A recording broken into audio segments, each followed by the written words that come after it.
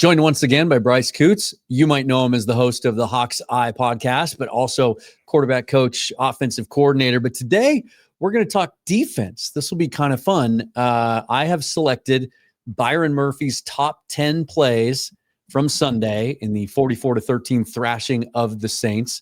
I think we all agree Murphy played his best game of his career in Pittsburgh with a sack and a half, had another sack in this game. He leads the team with 2.5 now. And I'm really interested to get your take on these, kind of how they're using him, moving him around a little bit. There's a lot of concern from fans coming into this that he might have to play a little too much nose tackle. But we're just going to show these 10 plays and let you break them down. Are you excited about it? I'm excited about it because I always love watching defensive side of the ball, seeing how guys are being deployed, what they're doing, what their tendencies are. Because for me as an offensive coach, that's what I study all the time. I'm not just watching what we do and how we execute. It's what guys on that front are going to cause me problems and how am I going to try and take them away. So it's going to be fun to actually look at Byron Murphy and see how teams are struggling to take him away. So I want to ask you this before we get started, because you touch on something that I've been fascinated about recently. There were some comments from Tom Brady a couple of weeks ago. I'm sure you saw these, where he was talking about the trouble that NFL teams have developing quarterbacks, and that one of the biggest misses is that they don't have their defensive staffs working with quarterbacks to teach them about coverages. And here's how I would attack this certain concept. And I was shocked by that. And he said one of the things that helped him become arguably the greatest of all time, certainly the biggest Super Bowl winning quarterback of all time, is Bill Belichick would have him in the meetings and they would go over defensive film. And Brady said, even in his career now covering all the different teams as an analyst, that he doesn't see that happen very often. Did that surprise you at your level? Do you do that? Do you try to involve your quarterbacks in defensive film study? Yeah. So for my academy, when I run it, we obviously do a 3-month classroom portion of it. And I will bring in defensive coaches that I know. I have a buddy that's a defense coordinator at a university up here. I have a friend that's a DB coach, and I will have them put on hour to 2 hour long presentations for my quarterbacks explaining terminology, how defenses do certain things, things that they can look for and identify. And when I didn't really get that, and it's funny that Tom did that conversation because I didn't get that till I got to college. Maybe a little bit in my grade 12 year, but mainly when I got to college, my offensive coordinator was like, hey, so we have quarterback meetings this day. There's also the defensive install meeting. I want you in that meeting right after. Don't go do whatever. Go to that meeting. I want all the quarterbacks in that meeting. And Tom's right. Sitting with your defensive coach, and I tell my quarterbacks that I train during their season, go and sit through your defensive meetings. How are they trying to take away things from that other team's quarterback? Because it'll start to get you to understand what defensive coordinators are going to do when they watch you and see you play. And what I even tell my quarterbacks to do is hey, talk to your defensive coordinator and be like, how would you stop me? What do I do well? Yeah. Or what do I do bad that you're going to, highlight and make a thing about trying to stop? And that's where I look at it and I go, if more coaches did that with their quarterbacks and said, hey, go get involved with the defense. You need to know the offense 100%. You're the quarterback. You have to know all the plays and all that. That should come easy to you. If you want to get to be great, you have to understand how teams are going to try and take the things away from you that you're good at. And the best way to do that is go and sit and talk with your defensive staff. Yeah, I wish somebody would ask Mike Macdonald definitively about that concept. There's been some hints of it. He's tiptoed around it a little bit, hasn't really gotten into it too deep. Maybe some of that's strategic and maybe it's just the right question hasn't been asked him the right way, but I'd be fascinated to know that. All right, let's get into this. These are Byron Murphy's top 10 plays from Sunday. You don't know what I'm going to show you. We're just going to react to these. These are all the end zone angles. I thought for defensive line, it just made it a lot easier. And we'll see what you think. And this first one was a little bit of a guilty pleasure of my own because this is a technique thing that I saw when I was studying his film coming out of Texas that I thought was really unique and really showed off his strength and kind of how he counteracts the fact that he's not the biggest guy in the world for that position, right? Barely 6 foot, barely 300 pounds. And yet he's able to do things like this. So this is just a simple run stop rep. And he goes to the one knee. Like that's something you saw a lot of at Texas, and he was getting double teamed a lot at Texas, even though he had Tavondre Sweat next to him. I think it spoke to how teams respected him, that they were doubling him instead of Tavondre Sweat. Well, and the interesting thing here, Dan, is when you watch Byron Murphy here, when he drops this one knee, what it causes a problem for the guard that's coming to assist on him. So if they're running this zone, which is what they're basically running, they're essentially running a zone. The tackle there that's lined up over Leonard Williams is supposed to come down on Murphy. And the guard should be able to leverage it and then work up to the second level, which in this case should be a linebacker. Considering it's short yardage, I'm pretty sure on this play. So when Murphy drops the knee, if I'm that guard that is now down blocking that direction, I don't have an area to really hit properly. Yeah. But he still has the leverage to get up underneath the guard that he actually engaged with. So it's a brilliant technique on short yardage run plays because you really stop the flow of the zone. It breaks because they're all supposed to work together. See how the line's all trying to go one direction? But because he drops down to that one knee, that guard cannot get to Tyrese Knight. And so that's where he's trying to flow to. And now it just completely bungs up this hole from going anywhere. And it makes, you look at Leo. Leo's able now to split.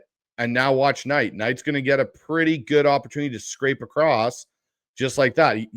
Byron's not letting him go either. He's doing a great job of holding that arm in now. That center has no way of getting to Tyrese Knight, and he can actually scrape as a backfill on the backside of that zone play, and Ernest Jones and the rest just hold it on the front side. That's a good look at it right there where the center's trying to get to him, but he's already passed him. Yeah, he can't.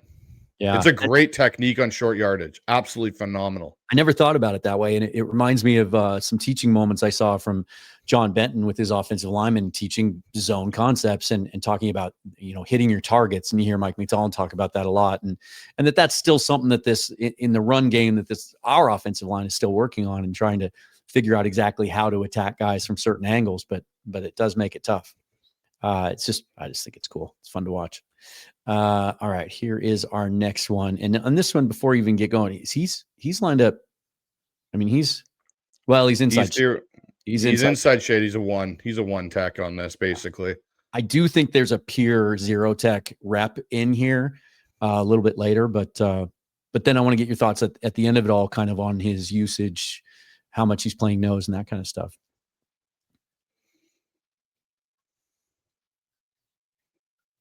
I mean, he's so good. He's so good at reading. He's not making the tackle here. I think he only had 4 tackles on the day, but he's certainly impacting the play.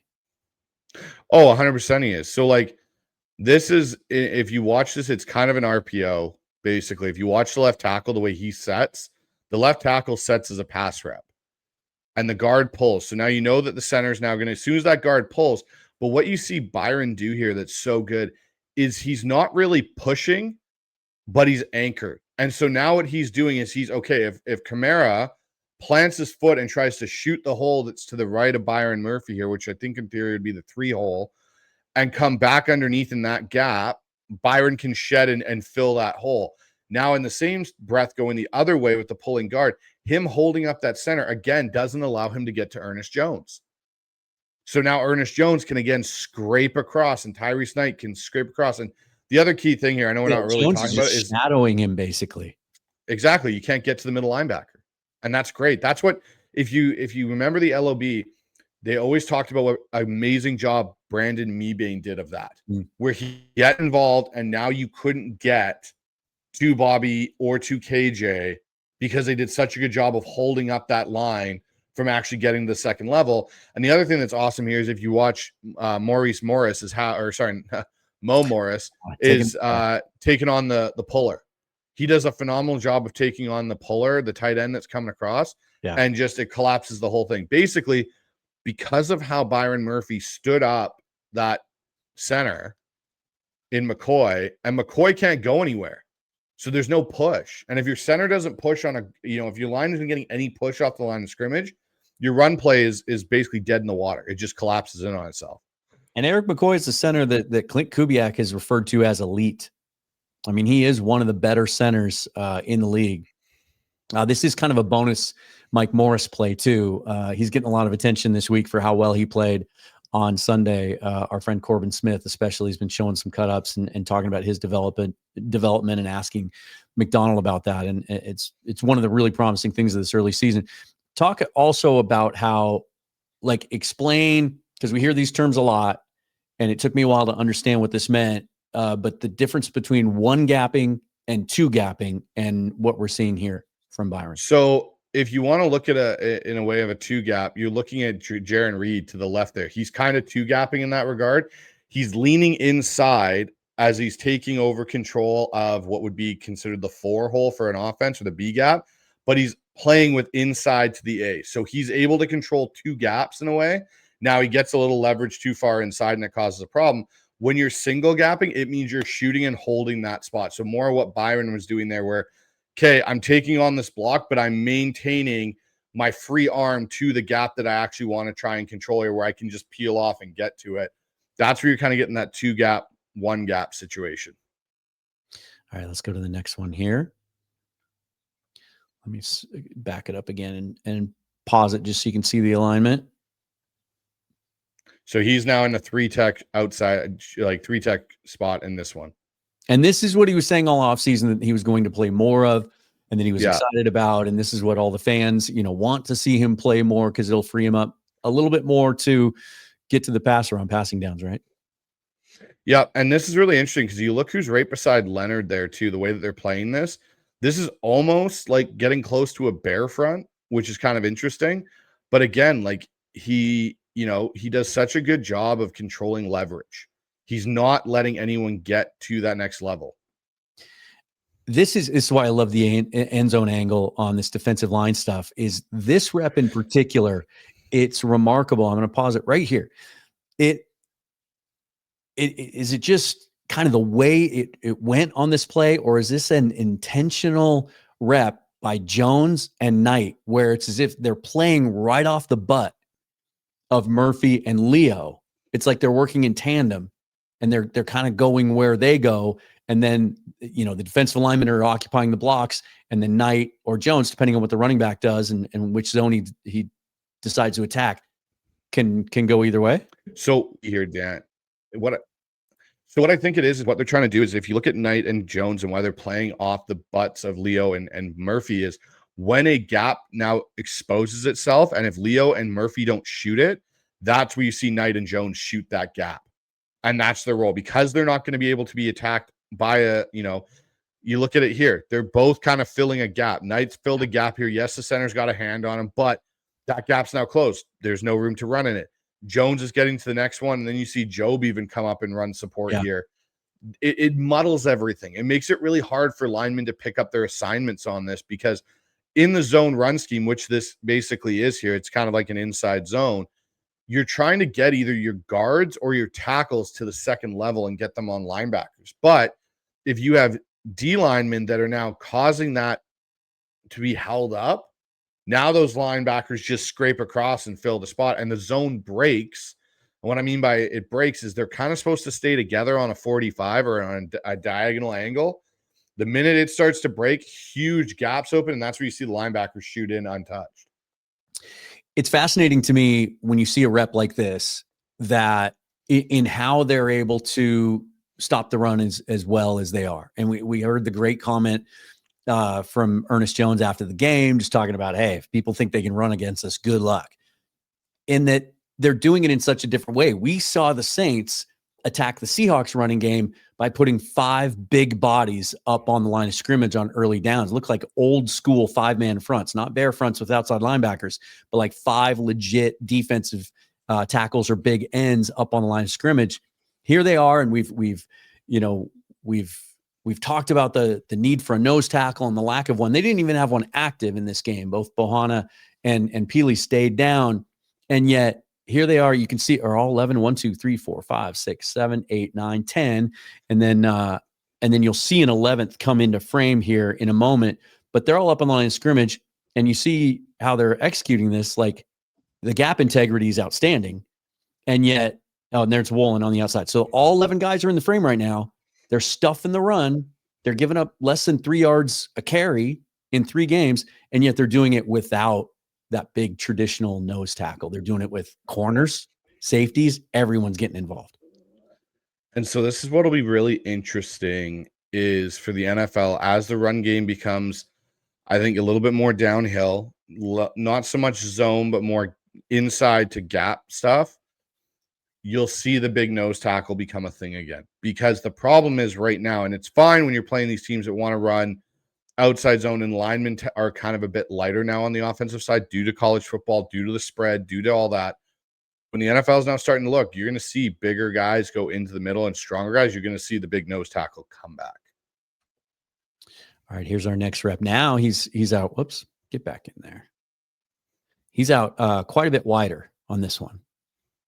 Yeah, so he's actually still in theory a 3-tech here. Okay, he wasn't as wide as the reason why he looks wider is, yeah, he looks wide on this because of how like he's shaded outside, which is fine, but it's because Hall's out so wide. But again, like, you know, so this is what's going to be interesting to see now. See, now that's a really well executed, to a point, stunt, I think, between him and Jaron Reed there, because he basically comes straight on that guard and then jumps. And I love the little jump step he's got. Mm-hmm. And now he is literally, you can see Byron's head. He knows he's not going for the sack here. He knows his job on this is to free up Jaron Reed. He looks at the center and just drives into him. And that gets Jaron disengaged and allows Jaron Reed to come through that backside. The fun thing about watching Murphy's reps is I feel like I've learned a lot about how to scout defensive line, even at the college level, because you'll watch some of his reps and you think, oh, the get off didn't look that explosive there, or it didn't look like he carried through that play. Like his motor didn't carry all the way through that play. But the more I watch it, the more I learn, the more I listen to guys like you.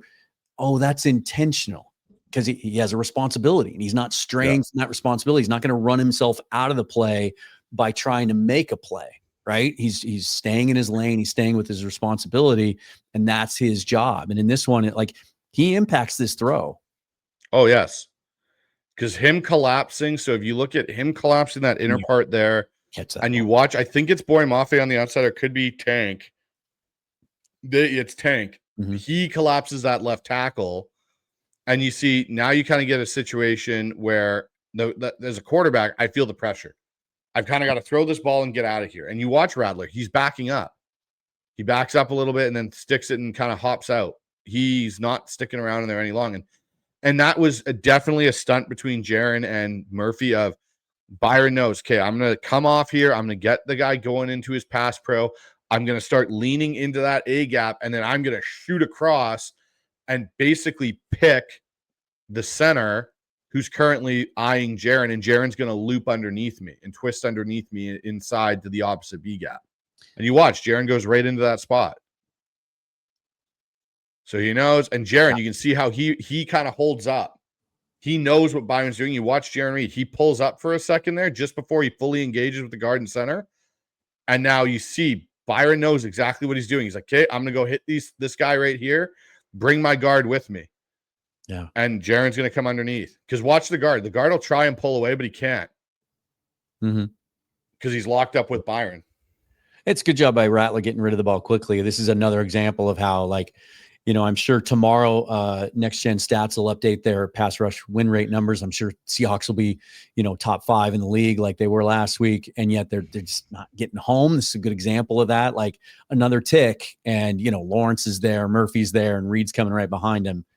They're impacting plays, and then we just need Darian Kendrick to catch these balls because he's getting his hands. Yeah, exactly. I want to ask you one more thing about this, because you see this all over the reps too, where the defensive line is they're not even putting their hand in the dirt until kind of the last second. It's like they're constantly communicating, constantly adjusting.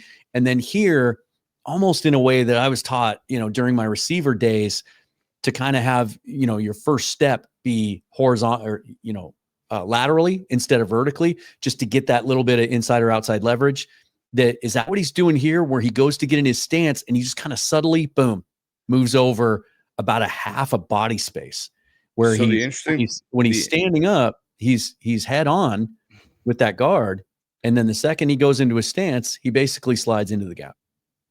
So, and the key reason he does that is exactly for what he knows he's doing. He knows he's going to be crashing inside. So if you watch at the beginning of that play, him making that move as an O-lineman, the O-lineman goes, okay, I think he's going to push that B gap on me.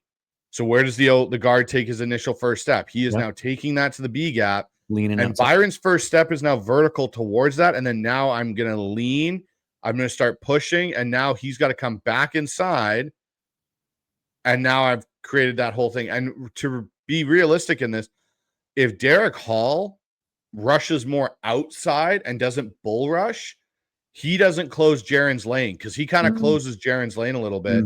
So it's that whole communication, which I sure Dirty goes and talks to and goes, hey, if Byron's going to do this and Jaron's going to do this, Hall, you have to hold that outside contain because if that tackle sees it, he'll try and collapse in on Jaron's stunt. All right, let's see what we have here. Nice little club move there. It's another one where I he's not making the play, but he's influencing the play. So the interesting thing here is the blitz that they're calling and such is if Derek Thomas Drake Thomas, sorry, that's what I meant. Drake Thomas. If he is maybe a little bit bigger, he might be able to take on that guard a little bit. But the thing that's interesting here is the club's really good. Murphy's, entire first step is good. But the thing is Kamara was waiting for a blitz on this. You can see where he's set in protection. He is eyeing what Thomas is doing because Thomas is moving so much. You can even see it right before the snap. His eyes are locked on Thomas. Yep. His head's moving with him. It's a great job by him. That's just a great job by Rattler getting this ball out of here. Agreed. Because Mafe does a great job. Yeah, he's there. But that's where I would say, as a young linebacker, a guy that hasn't maybe played as much defense against ones, that's a dead giveaway is bouncing around this much. Like for Kamara, okay, most of the time Seattle's linebackers aren't bouncing around that much. And all of a sudden you're bouncing around. Like you watch Ernest Jones, he doesn't bounce around that much, even when he blitzes. Yeah. He's kind of there and he then just subtly goes. Bouncing around like that, and you're tipping off a running back to be looking at you going like, okay, that's kind of odd. Like, I got a feeling you're coming, so now I'm going to read this inside out for my pass pro. All right, up next. God, they're tough to run against. Yeah. Whoops, sorry. So there he is, dropping to that knee again. So what I think Byron does really well with this is he uses it at the point of literally emphasis. So what I mean by that is he's reading, okay, where is Kamara going to make his cut? Where is he trying to go? And he can tell right now based on probably where the right guard is going or where the center's going or the right guard's going there to try and get to Kendrick. Okay, I'm going to have to overstep and try and take that gap away, and I'm going to drop my knee. So now that O-lineman can't go straight. Because now, look, the guard can't push him anywhere. He's down on that knee, and he's got some leverage behind it. And basically now Kamara banks off. And it's a saying I've heard for years with all the running back coaches I've ever coached with or been, heard them coach guys that I played with. For every crack, there is a hole. Or for every ass crack, there is a hole. And running backs are taught, run off the ass crack, right? So as he sees that happen and Byron drops it and he sees that guard, right? Now I've got to cut off of it. Now it's okay. Now I've got backside flow in there. Jones and Chenna, you see them come down. Chenna does a great job of collapsing from the backside. Yeah. Yeah. I'm already thinking next week we might have to take a look at Ernest Jones. He's just not getting the respect around the league that he deserves right now. PFF hates him for some reason. And on every single one of these reps, you just see him being assignment sound, filling his gap. Like now it's funny. Isn't it hilarious how our MAC linebacker for years in Seattle, Bobby Wagner, got love constantly. And KJ Wright always got forgotten about as kind of this underrated, to your point, assignment sound, knew where to be, was always in the position. The screen guy could sniff out any screen, but he was always forgot about as being like one of the better linebackers, except for in Seattle, where we knew he was one of the better linebackers in football. Ernest Jones is basically the MAC middle linebacker version, KJ Wright, per the NFL world right now. Does his job, sound, is involved in everything. The defense runs better with him, but he doesn't get the national love like, other linebackers. Whoops. Keep hitting that wrong button. So this might be the one where he's no. Okay, go ahead. He's 3-teching. Yeah, he's 3-teching again. And again, runs right at him, and he holds up the guard center. Yeah, right? I want to. So there's. I haven't looked at the double team numbers yet this week, but it just seemed like from putting this film together that teams are choosing to double team him more often than Leonard Williams, which kind of blows my mind a little bit. So I think the reason you're seeing that is because they're running away from Leonard. So what they're trying to do here is, if you go back to look at this again, this is a zone concept, right? So what you're getting here is Juwan Johnson there, the tight end, 83. He's going to collapse down on Leonard Williams. And so now the read for Rattler on the option here, the option keep, is Boy Mafe. And you're going to see how this kind of plays out as it goes. But because Byron is the outside, so the way it works here for the center in zone blocking is it usually, if you're running inside zone, it is the first defender to the right of the center. So if we're going, or the left, or whatever side you're going to. So who's the first defender? That is where the initial double team will happen. So, okay, if he's inside, then, it's going to be, he's going to be the guy. And if he's even outside the guard, he's the guy that's going to be the double team point for the two center and guard to work with. And then whoever gets control of that block, then the guy after moves up to the backer. So we'll see here, 51's eyes, you can already see are on Ernest Jones. McCoy gets over there. He thinks he's controlling Murphy, where Murphy's really controlling him. And now 51 thinks he can climb up. Yeah, no, Byron's like, no, I'm not going to let that happen. And you can see he's locked in with 51. Yeah. Look at Byron's hand. You can see it just off there. He's holding him in. Yeah. And that's how he's freeing up Ernest Jones to go make a play. And sometimes that's the dirty business of being a D lineman in this is, hey, I'm not going to let you get off this double team. You wanted to come be a part of the double team. Let's hang out and dance for a little bit and let my linebacker kind of scrape free and go make the tackle. And in this case, Ernest goes outside and Kamara runs right into Byron Murphy's arm. And it's another thing I love about watching this defense is, you hear about, we rally to the football. We want our guys to gang tackle. We don't ever want to take anything for granted, but you really see it in action here. Like even, I love Tyrese Knight's actions on this play. Like Kamara's already taken care of. He's done. I mean, this running play is going nowhere, but Knight's not pulling up. He's not giving up on the play. He's gonna make sure that he's in on that finish, even after doing a little 360. That's a pretty cool rep on his part. All right, let's see what we got here next. I wish these wouldn't start so quick. Okay.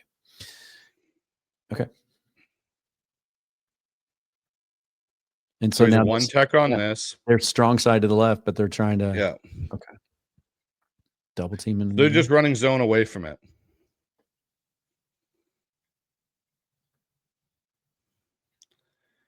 And again, Byron just does his job. He walks that double team 8 yards to the sideline and makes the tackle. This might be my favorite rep of the game for him. Oh yeah, it's like, okay, come here, McCoy. Nope, we're gonna still keep going. Like that's where I'm talking about the line breaking in a way in the zone, because you can see here, like, okay, everything's kind of looking good, but the big thing here is I think it's Leo there with 71. He's got to cross 71's face. 71's now like, okay, this is now Kamara can't cut back here if he wants to, because it's just not going to work. So I mean, this screenshot, if you just posted this screenshot, knowing that's Alvin Kamara, you might think, oh, he's going to one cut and go. There's a seam there. Right. It's going to be him against Okada for an explosive, but that gap just closes. It's there. He knows Williams is coming there, and yeah, exactly. Now you see who is that on the outside with 78? Yeah. I want to say that's Hall, or maybe that's Lawrence. Standing job by him, because Kamara thinks he can bounce this outside. Yeah, that's Lawrence. So Lawrence collapses it, and then Murphy just continues. His motor is still there. It's like, I'm still going to continue through with this rep and still going to keep, closing that gap off. Josh Jobe even getting in there, getting some action. All right. So now this is the one. Yeah, this is where he's straight up. This is the one. He's a zero. Yeah, he's the nose here. man, he's so quick laterally. Yeah. Like his lateral first step, like if I'm the center there, like I'm okay, That's his crud. first step. Yeah. Like I'm going back. Like you most expect it most times with a zero to be more inside. Like now as McCoy, like, okay, great. I'm collapsing. And then where's the blitz now coming from? Ernest Jones and Kamara's lucky enough to see it. But see, now this is the cool thing. This is that simulated pressure we're talking about, right? D-Law's on the one side. You've got Leo and Murphy collapsing on the inner part of the left side of the pocket. You shot Ernest Jones, and then they dropped Derek Hall right into Spencer Rattler's lane of vision. And he had to kind of come back to the middle. Yeah. But you can see on that rep, if you watch Rattler's feet here, just watch his feet for a little bit. And you can see how this game's affected him. So, okay, I pump quick to the flat. Now he should be able to come back. Now you can see when you watch him, he's still kind of drifting. Mm-hmm. And he's not wanting, like when he rips this, he'll back out of the throw. See how he hops back out of it a bit? He doesn't trust staying in there. And you know who loves to do and has a habit of doing that exact same thing a lot? Kyler Murray. Yeah, I think the fact that they got to see Rattler, there's some similarity. He's obviously not as explosive with his feet, but just a similar body type and the way that they manage the pocket. Obviously, Kyler's been doing it for a lot longer, but I don't think he's advanced in that area. I haven't seen him get better at his pocket presence, and he does stuff like this with the happy feet and drifting back and making a 7-step drop, a 10-step drop if there's any sign of pressure, and you're still cutting those lanes off. Like he might think there's probably going to be times in this game where Kyler's going to try to get off and go, especially with Connor being out and some of the issues they've had getting the ball to the wide receivers. And he might think, okay, I'm going to take off and then run this, but he's got guys are going to close on him so quickly.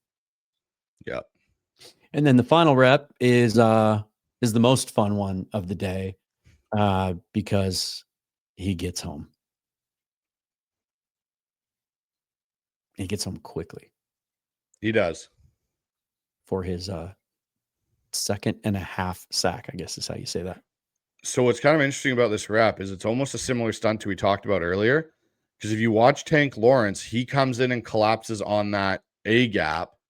And they've got Leo on the outside. But now Tank is doing what Murphy did for Jaron Reed earlier. Because you watch, Tank goes right in and hits McCoy. Yeah. And this is how that rep should work. Leo's now, as you can see with Leo, what Hall didn't do, Leo kept that outside so the tackle couldn't see Murphy coming. And now Murphy peels off and Rattler thinks he's got a clean area to step up into, and he runs right into the arms of Byron Murphy. That's how the stunt from earlier should have looked on that play. Bang, Lawrence is in, you ricochet off. Like my D-line used to call it a ricochet. That's a great teaching tape because, you know, if like before I got into, you know, talking to guys like you and studying all 22 and learning more about this, I might watch this rep and think, what the heck is Lawrence doing there? Why isn't he going after the quarterback? But it's because his responsibility is to crash down on that center, take him out. Step, boom. It's almost, yeah, that's awesome. That is like what my D-line used to call the ricochet stunt. Okay. Your whole job is in that point is to get the guy off of the guy that we're trying to stunt free. And the DN's rush is completely to be upfield so the quarterback can't wheel out from behind. You are forcing him into that area thinking it's a clear escape route, and your D tackle comes in and closes the door. Yeah. How close do you think, I mean, I was just about to ask a really dumb question. I was going to say, how close do you think Byron Murphy is to reaching his ceiling? He's still just 22 years old. I think he was one of the youngest players in the draft last year. Let me ask it to you this way. What do you think his ceiling is? Like who's a comp that you can think of? I feel like it's two individuals. I think his run defense can get to a similar level to what Aaron Donald's run defense was. I don't think he'll ever be the pass rusher Aaron Donald was, but I think his run defense, for the way he plays and stuff, he can affect a run game similar way Aaron Donald was, and you saw it a bit in this tape. I think pass rushing wise, though, John Randall is who comes to mind for me. Interesting. I like that. That's who I think you could see. Like you could, or even say like Byron Murphy may be a higher upgraded version of John Randall. John Randall's a player that we're talking about that has Hall of Fame credentials, but his run defense was always a weak spot for Randall in some respects. I think Murphy's going to have a better run defense, but his pass rushing capability from that inside could be very much like John Randall's was for those Vikings teams and even for the Seahawks at a point. I think we're going to see a really great season from Byron Murphy, and there'll be some people to go like, well, this is like what his ceiling is. I don't think it's close. I think D tackles, usually you don't see them really get comfortable, especially with how young Byron Murphy is, till about year 3, year 4 even. I think when we're talking year 5, Byron Murphy, that's when we're going to see the true version of what Byron Murphy can be for the Seattle Seahawks. Yeah, Grady Jarrett's another comp that we heard a lot of when he was being drafted, and sort of an undersized or not a traditional sized guy playing inside like that. It's exciting. It's fun to watch this group and how they've all been able to stay on the field. They've all been available. That's huge. And they go up against an offense this week that is really struggling, and people are calling for the offensive coordinator to be fired, and the head coach is having to come to his defense. And my favorite stat I've seen this week is Jackson Smith and Jigba has more catches, more yards than all their wide receivers combined. The other side of that coin is all their wide receivers combined have fewer catches than Trey McBride, their tight end. So, and Kyler Murray's got to be, this isn't a preview show for Thursday Night Football. We're going to talk about that on the Seahawks Syndicate on Wednesday night, the 4 of us. But the way they're playing, the way this defensive line is playing, and James Conner being out, even though Trey Benson's looked good and he's averaging 6 yards per carry, but just where Kyler Murray seems to be right now, just with how they're using him and more of a point guard and just kind of dinking and dunking and spreading the ball around. And this feels like a really good time to play the Cardinals, coming off the game they are offensively, and then the way this defense looks and even looks to be ascending and getting better every week. Oh, I totally agree. I think this is a perfect time to play Arizona. It's a perfect time to get to be 1-1 in the division. And it sets you up, I think, really good for that Buccaneers game. Because that game, as much as the Buccaneers are banged up, I said from the beginning of this season that I thought the Buccaneers are going to be one of the top teams in the NFC. I think right now, Baker Mayfield may be one of the top candidates for MVP the way he is playing football right now. Yeah. He is playing really good football. He's got that team behind him.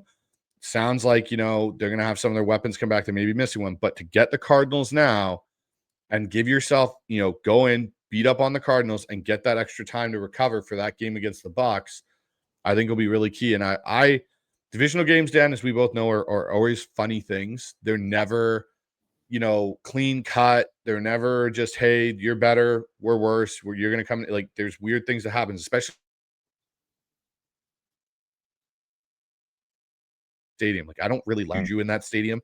6-6 Thursday night game from a few years back with Pete Carroll with that dumbfounded look of like, how did Stephen Hauschka miss that field goal? Yeah, I was at that game. I just hope we can. Yeah, I don't want to see another situation like that happen again. And I think this defense can help us keep that from happening. Well, that's Bryce. I'm Dan. Welcome to the Hawks Film Lab. Depending on when you're watching this, it's either because you're a member on Patreon or YouTube on my channel. Thank you for doing that. You'll get early access to this one, and then we are going to make this one available to the entire audience. So if you're watching for the first time, thanks. It won't always be available to everybody. It won't always be free. And so check out those memberships if you want to watch these week in, week out. Bryce, thanks for doing it. We'll see you again next week. Sounds good to me. See you then.